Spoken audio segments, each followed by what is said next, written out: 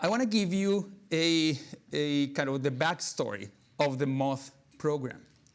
And inevitably, that means speaking, and reluctantly, but clearly about our own personal trajectories. And in my case, that trajectory began in the Sarayaku territory 12 years ago.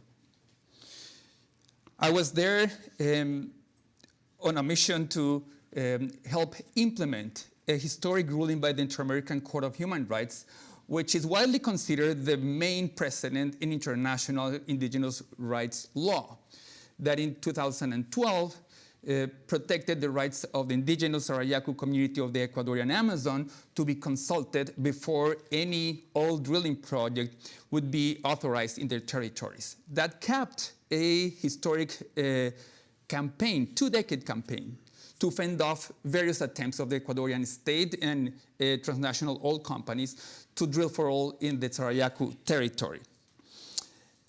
This is Don Sabino here, who was at the time the spiritual leader, the shaman, the yashak of the community. And when we were welcomed to their territory for the first time, we sat by the Bobonasa River, just, as I said, just days after this historic ruling. But Don Sabino did not speak of rights. He spoke of life. He said something along the lines of, the forest is alive. The trees and the mountains are alive. They are persons just like us.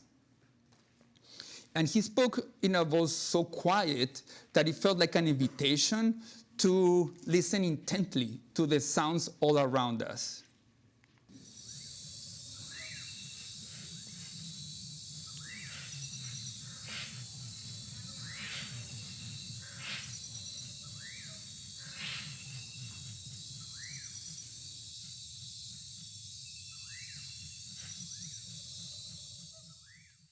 So that was recorded last year in the annual gathering of the MOTH Collective, where some of us spent 2 weeks hosted by the Sarayaku community, by Jose Gualinga, Patricia Gualinga, and the whole community with whom we've been working ever since. And as Joanna said, this project, the whole MOTH idea, would not have taken off, would not have even been thought about without the long-term relationship of trust and collaboration with the Sarayaku indigenous people, who, by the way, had a leading role in advancing the idea of rights of nature that eventually got incorporated into the 2008 Constitution of Ecuador, which was the first one in the world to acknowledge rights of nature. This is Patricia Gualinga. This is Jose. Jose looks exactly the same. I look very different now, 10 years. And Don Sabino was still with us back then. This is them working for the implementation of the ruling 1 year later. And they've kept at it. And one of the projects that we have launched out of the MOTH Collective is to support the new wave of mobilization of the Sarayaku. This is why we were there with roughly 50 scientists, journalists, artists, scholars from around the world, hosting or co-hosting the 2024 MOTH gathering, the Sarayaku community. Jose, for that reason, Jose will be the person opening the series of guest lectures right after me, so I won't say much more about the current efforts. But I will say is that back then, the idea, what Don Sabino said, and the very idea of rights of nature baffled me. I didn't know what to do with it. I didn't know what to think of it. Back then, I was a full-time card-carrying member of the human rights profession. I was there to protect the rights of human beings, not to protect the rights or to entertain the possibility that the mountains were alive, that the rivers and the forest were all alive and had spirits in them that deserved protection as legal persons. I did the same in other places other than the Amazon, in southern India, in northern Africa, and the question stayed with me. It never went away. But it was not just a personal story, but a movement story. The rights of nature idea was a seed that was planted in Ecuador, in places like Sarayaku, and has grown beautifully ever since. The MOTH Collective was initially established to help with this flourishing of the rights of nature idea. Today, and way before we ever had gotten engaged in this effort, many other collectives of indigenous peoples and environmental organizations were working on what are now over 500 initiatives recognizing the rights of rivers, species, forests, ecosystems, individual animals, even plants and fungi around the world, in places and cases that many of you know about, in New Zealand, in Colombia, in India, more recently in Spain, and other places around the world.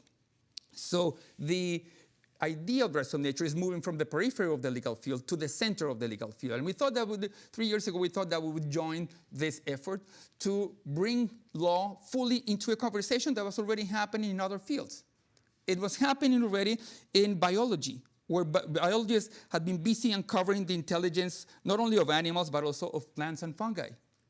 Scientists and technologists are revealing the language of sperm whales and other animals, like we'll see tomorrow in our session with David Gruber. Artists, designers, and philosophers are exploring the more than human world in ways that we've seen beautifully in this festival already, and that you will appreciate, of course, just by going across the hall and visiting the exhibition that we put together for you with an amazing group of artists from different parts of the world. Now, the idea of rights of nature raises a whole host of complex questions. For example, who counts as a subject of rights? Should it be only sentient animals, like some animal rights defenders would argue? Or should that frontier be pushed further to include plants and fungi and even ecosystems, like forests, like the Los Cedros forest in Ecuador, which in 2021 became a legal subject, thanks to what I think is the most sophisticated court ruling on rights of nature anywhere in the world, where the Constitutional Court of Ecuador protected Los Cedros forest, which is located right in one of the most biodiverse regions of the world, between the Andes and the Chocó regions, and in doing so, protected it from what would have been catastrophic gold mining in that pristine ecosystem. If the more than human world has rights, who speaks for those beings? The MOTH Project and many other researchers and practitioners from around the world have been busy trying to offer answers to some of these questions. And many of the papers presented in the academic conference deal precisely with them. But for now, I want to stay with the reason why, instead of going into the technical questions, I want to stay with the more personal questions about wonder and the puzzlement that I felt about the fascination with the very idea. And with the fact that it's not lawyers or judges who seem to be most enthusiastic about it. Most of the impetus for this, most of the requests that we get come from scientists, from field recordists like Cosmo Sheldrake, busy here in Los Cedros, recording the sounds of the underground. When we went on an expedition with our dear colleagues Juliana Furci and Roy McFarland to that forest after the Constitutional Court of Ecuador had declared it as a subject of rights. By the way, since we're using Cosmos sounds, so actually he would say this is the sounds of the ecosystem that he's simply lent to us. This is a recording from Los Cedros that I'll pick up on later in this presentation.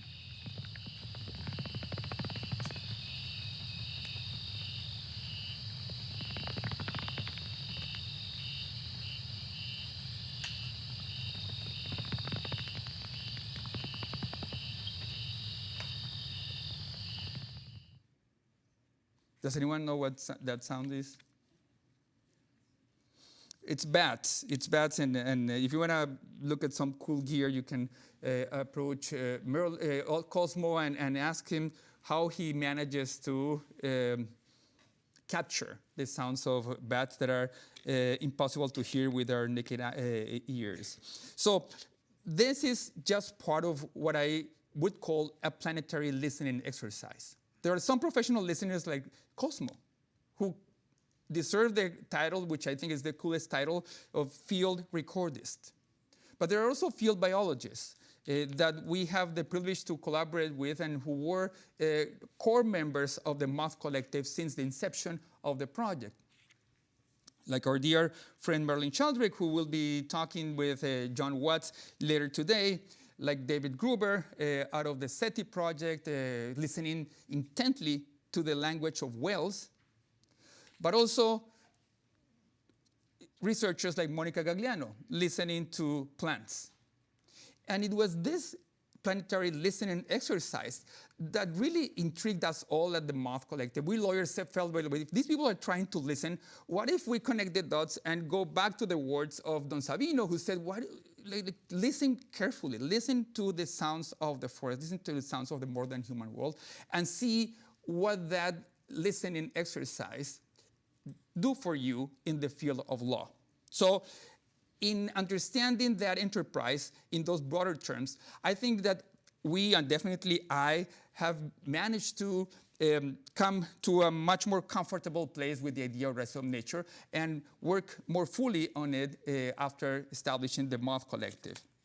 Some of the questions, conceptual questions that I mentioned, are dealt with in some of our publications that some of you may be familiar with. This was our first book, launched last year.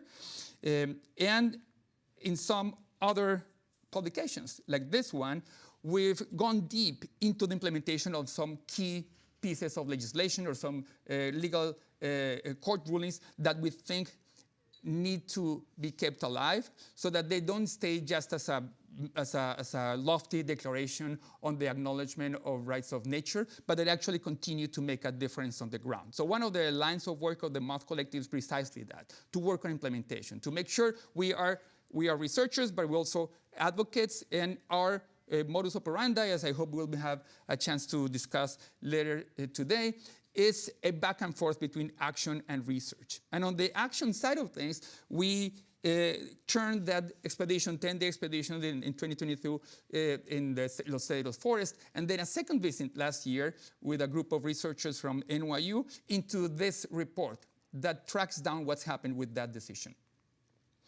Now, some of you may, especially those of you who are trained in the law or in philosophy, may wonder why the fascination with the idea or the term rights. Why that framework? And I ask that question myself, coming from the human rights movement. Rights are a powerful tool, but they also are a straitjacket. Right? They have all kinds of implementation challenges. Yeah, we documented that in that report, although luckily the decision of the Constitutional Court of Ecuador from 2021 has made a huge difference in Los Cedros. There's no mining happening in Los Cedros, even though all the surrounding areas is, if you look at the map, Los Cedros is a little oasis in the middle of a valley that is all being mined actively for all kinds of minerals. So it does, so rights of nature can make a difference. But they also have race trade-offs, race challenges, both at the theoretical and at the practical levels. Rights were invented, were created for a time when human beings were definitely saw themselves at the top of the chain of being. Rights are a product of their time. We recently celebrated, in fact, in this very auditorium a couple of years ago, we celebrated the 75th anniversary of the UN Declaration on Human Rights. Now, if you look at the timing of that time frame, that's exactly the timing of the Great Acceleration, the timing of the Anthropocene by most accounts. This is the timing where we human beings have unleashed the triple planetary crisis of climate, biodiversity, and pollution. Not because of the Human Rights Project, but in tandem with the Human Rights Project. And the Human Rights Project inevitably has been part of the time that it was created and it unfolded in, which is the time of the Anthropocene. I want to be clear. In this moment, the Human Rights Project is undergoing existential threats and crises. So the last thing that we want to suggest, definitely with the idea of rights of nature, or as I like to call it, more than human rights, is that we need to step back from that project and abandon it and move on to rights of nature. There is no place, and this is why I suggested the term more than human rights, borrowing very directly from the work of eco-philosopher David Abram, who is also a quite active and generous member of the MOTH collective. And David's concept of the more than human world, as some of you know, has many, many beautiful things about it. But one is that it's meant to convey the sense that the human world, that we're all embedded in the more than human world. There is no separation. There's entanglement, as Merlin's book's title beautifully communicates. So there is no, from the point of view, and this is one of the reasons why I use this term, I propose this term, there is no world where we can protect human rights without protecting the rights of the more than human world, and vice versa. But at the same time, the question remains, well, why the enthusiasm with this particular idea? And especially, why the fascination? Never in my professional life have I seen this level of enthusiasm and even longing for a legal idea.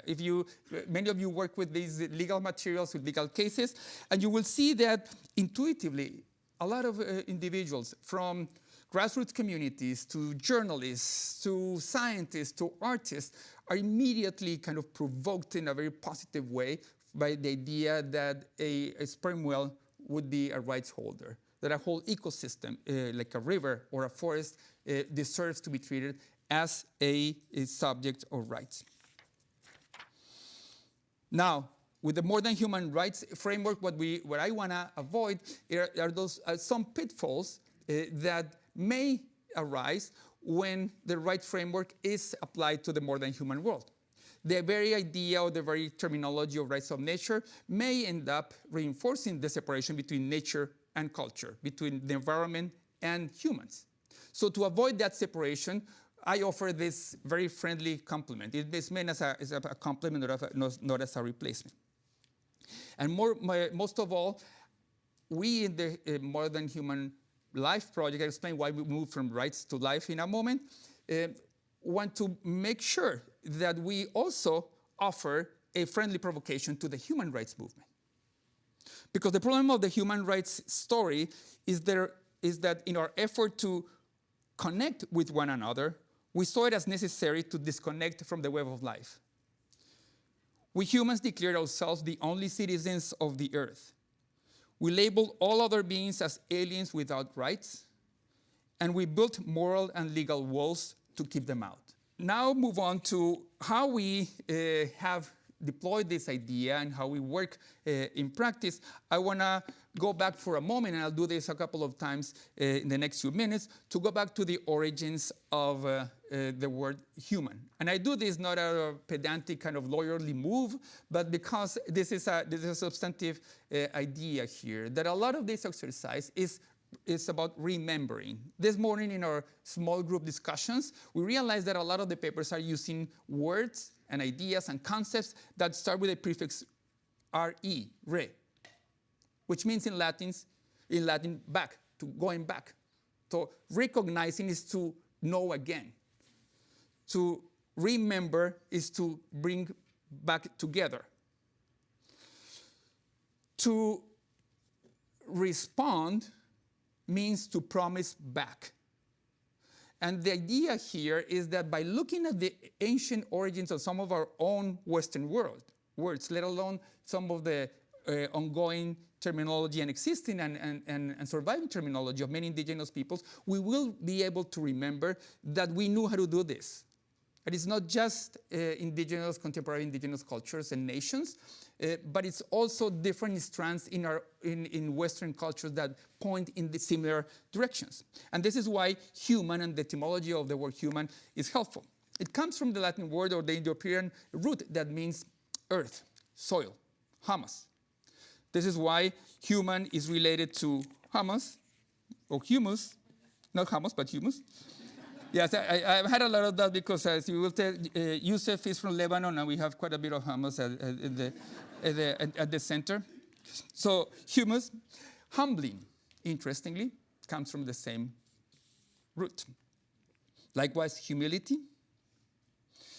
And quite literally, human rights means earth rights. Or as I like to think, earthlings' rights.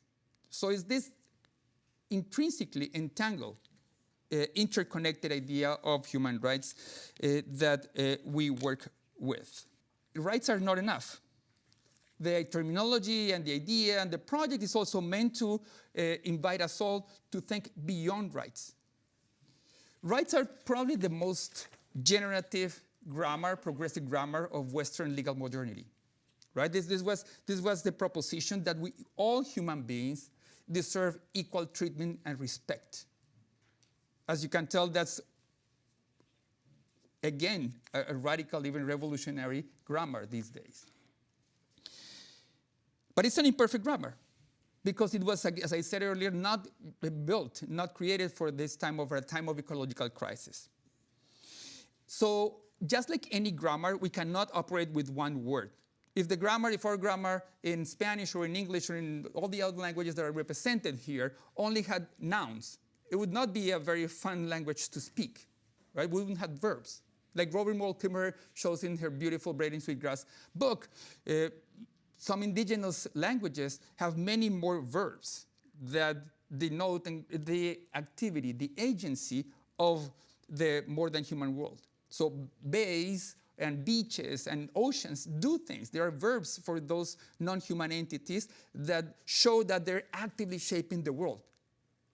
And those are non-human verbs. Those are specialized verbs for those non-human subjects. So what I would like to propose today is, as we talk about the evolution of the MOTH field and related fields, multi-species justice, and many other adjacent fields, and many of you here come from eco-psychology, eco-design. The names of the fields are really kind of proliferating in really generative ways. But I would like to propose that we learn from that planetary listening exercise one lesson. That ultimately, the reason why, and this is the best attempt at an answer that I can come up with at this point after 3 years of working in the MOTH program and more years of litigating some rights of nature cases and supporting some rights of nature cases, is that the longing that kind of is stirred by this idea is related to our longing to respond, to say something back. As we hear the sounds of the sperm whales, as we hear the calls of the toucan barbets, as we listen to the sounds of the insects or the underground mycelial networks, rights are one way that we're trying to respond. That's one piece of our language. We say rights back to those moral beings that are awakening to our conscience, to our awareness. So it's a way to say, I see you, I hear you, I respect you. And that response comes in the form of a rights claim.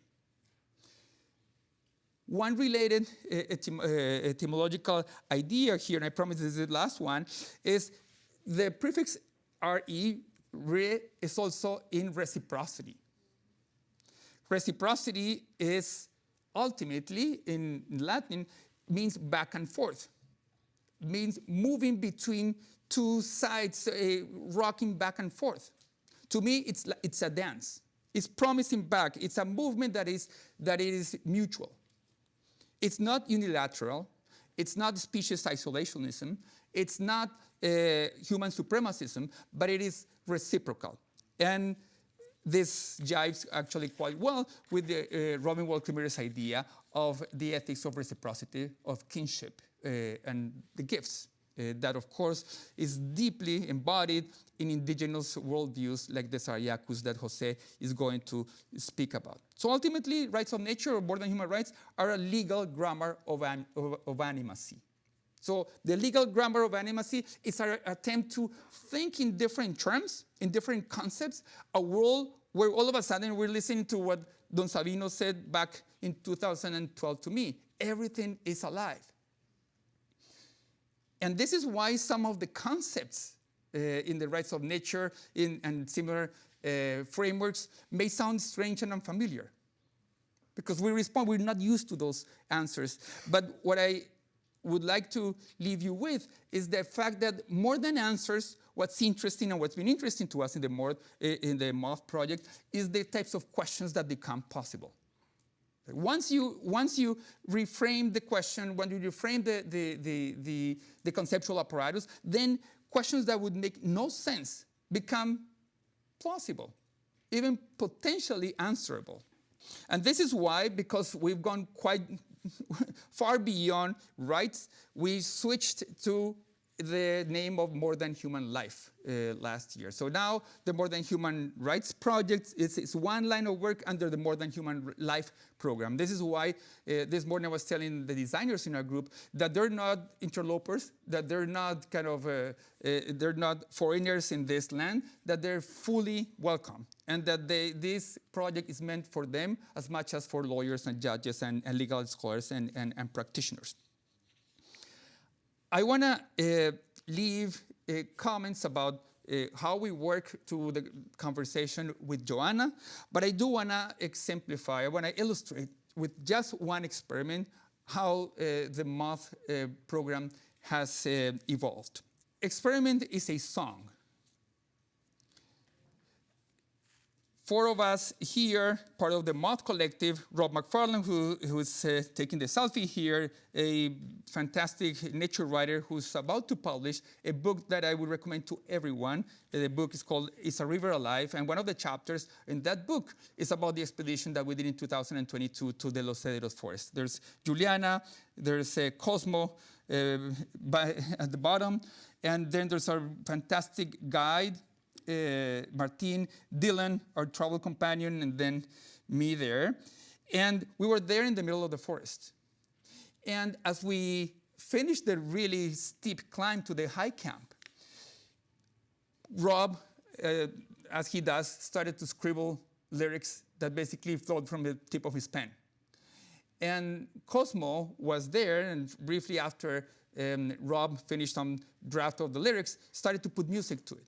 I would love for Cosmo to tell the story in the concert on Friday, so I'm not going to say much more about the song itself, other than to show you how one of the clips that I played earlier evolved into something quite different or complementary. So those are the bats.